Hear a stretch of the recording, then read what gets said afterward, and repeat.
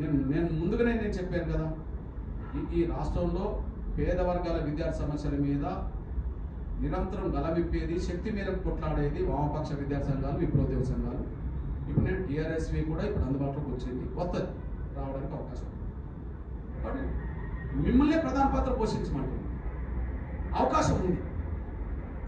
ఇప్పుడు మాలాంటి వాళ్ళం అపాయింట్మెంట్ కోరినా రేవంత్ రెడ్డి గారు ఇవ్వలేదు అనుకో, కొన్ని నెలలుగా మేము అపాయింట్మెంట్ కోరుతున్నాం కొన్ని అంశాలకు, మాకు అపాయింట్మెంట్ లేదు. కానీ అదే సాంబశివరావు అపాయింట్మెంట్ కోరడం ఎందుకు, ఆయనే తీసుకెళ్తాడు కదా. ఎంతో ఉన్న విద్యార్థి సంఘాల్లో ఏఎస్ఎఫ్ఐ ఒక బలమైన విద్యార్థి సంఘం కదా. ఏఎస్ఎఫ్ఐ లీడ్ చేసుకుంటే ఎస్ఎఫ్ఐ అవుతుంది కదా. ఎస్ఎఫ్ఐతో పాటు ఎంఎస్ఎఫ్ అన్ని సామాజిక విద్యార్థి సంఘాలన్నీ, మన బీసీ ఎస్సీ ఎస్టీ విద్యార్థి సంఘాలన్నీ, మైనార్టీ విద్యార్థి సంఘాలు మీ నాయకత్వంలో వస్తాయి కదా. కాబట్టి ఏఎస్ఎఫ్ఐ లీడ్ తీసుకొని ఒక రౌండ్ టేబుల్ సమావేశాన్ని అన్ని విద్యార్థి సంఘాలు కలిపేటట్టు. తర్వాత నేను అప్పీల్ చేసినంటే మీరు కూడా ఈ విషయంలో విద్యార్థి సంఘాలుగా సీరియస్గా ఉండాలి. మీరు కూడా ఒక రకం చెప్పంటే తెలంగాణలో యుద్ధ వాతావరణం క్రియేట్ అయ్యే స్థాయికి మీరు ఆ స్థాయిలో మీరు నిలబడే స్థాయి రాదు. ఎక్కడో ఒక దిక్కు దాంట్లో కూడా ఎక్కడో ఒక దిక్కు కొంత వెనుకబాటు కనిపిస్తుంది. ఎగ్జాంపుల్, ఇంత ప్రధాన అంశాల మీద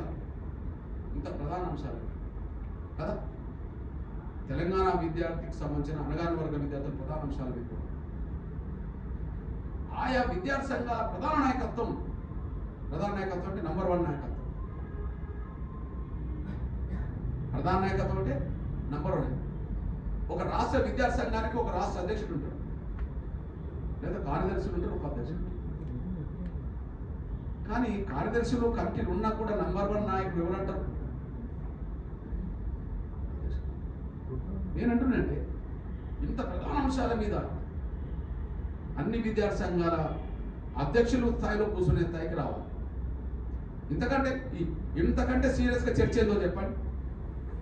విద్యార్థి అంశాల మీద మాట్లాడాలనుకుంటే, ప్రభుత్వం మీద మనం ఫైట్కి నిజంగా వెళ్ళాలనుకుంటే, లేదా ప్రభుత్వాన్ని ముందు ఒప్పించే ప్రయత్నం మనం ముందు చేయాలనుకుంటే లీడ్ చేయాల్సింది ఎవరు?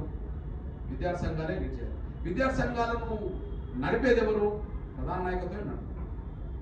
ఇప్పుడు మీరు ఎంత అనుకున్నా కాదనుకున్నా ఎంఆర్పిఎస్ వ్యవస్థాపక అధ్యక్షుడు ఎవరో కృష్ణమాధవ్, ఎంఆర్పిఎస్ రాష్ట్ర అధ్యక్షుడు ఎవరు? కార్తీక్ వస్తుంది, ఎంఆర్పిఎస్ జాతీయ అధ్యక్షుడు ఎవరు? సోమశేఖర్ వస్తుంది. ముందు వచ్చు. ఇప్పుడు నా స్థానంలో మీకు ఇష్టం ఉన్నా లేకపోయినా ఇంకెవరిని పిలిచినా కూడా అరే అన్నంత బాగుంటుంది అంటారు కదా. ఎంతో కొంత అరే అన్నయ్య మాట్లాడుతూ ఇందాం లేదా అన్నకు మనం ఈ విషయాలు చెప్తామని ఉంటుంది కదా. అదే ఆలోచన ఇంకో నా తర్వాత ఒక 4 నాయకత్వం పంపిన ఉంటుంది. దయచేసి విజ్ఞప్తి చేస్తున్నాను. ఒకటేమో ఏఎస్ఎఫ్ఐ నాయకత్వంలోనే రౌండ్ టేబుల్ సమావేశం జరగాలి, దానికి సాంబశివరావు రావాలి, అన్ని రాజకీయ పక్షాల సంబంధించిన ప్రధాన శాసనపక్ష నాయకులు కూడా రావాలి. అంటే అన్ని విద్యార్థి సంఘాల అధ్యక్షులు కూర్చోవాలి. కాంగ్రెస్ ఎట్లా రాదు, కాంగ్రెస్ ఏతర శాసనపక్ష నాయకులు కూడా పిలిచే స్థాయికి మనం వచ్చి నిజంగా ఒక రౌండ్ టేబుల్ సమావేశం కరెక్ట్గా పెట్టుకున్నాం అనుకో, ఆ సంకేతం గవర్నమెంట్కి అందుతుంది కదా. కానీ అక్కడి నుంచో మనం ఒక ఒక వినతిపత్రం ఇద్దాం, విజ్ఞప్తి చేద్దామని చెప్పి ఒక ముఖ్యమంత్రి దగ్గరకు ఒక ప్రతినిధి ఉందాం, విద్యార్థి సంఘాల నుంచి శాసనపక్ష నాయకుల నుంచి వెళ్ళడానికి మనకు అవకాశం ఉంటుంది కదా. ఎగ్జాంపుల్, నేను మిగతా సంఘాల గురించి అంటాను. మా వాడు ఉన్నాడు, తమ్ముడు నువ్వు ఉన్నావు, నువ్వు అన్ని రౌండ్ టేబుల్ సమావేశం నువ్వే అటెండ్ అవుతావు. మీ నాయకుడు ఎందుకు అటెండ్ కాడు?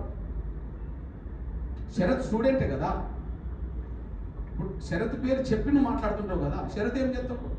ఆయనకున్న పని ఏందో చెప్పాడు. ఇంతకంటే ఆయనకున్న పని ఏందో చెప్పండి. కొన్ని నాలాంటి మీ అన్నయ్య వస్తున్నాడు దీనికి ఇంకెక్కడికి పోతాడో చెప్పండి. ఈ విద్యార్థి సమస్యలు చర్చించడానికి ఆయన ఇంకెక్కడికి పోతాడో చెప్పండి. ఎక్కడో ఒక దిక్కు మనం అనుకున్నంత మాటలు మాట్లాడినంత ఈజీగా మన కమిట్మెంట్ కనిపించట్లేదు. సీరియస్గా ఉందామంటే ఉందాం, పరిష్కారం జరగాలంతే. పరిష్కారం జరగాలి.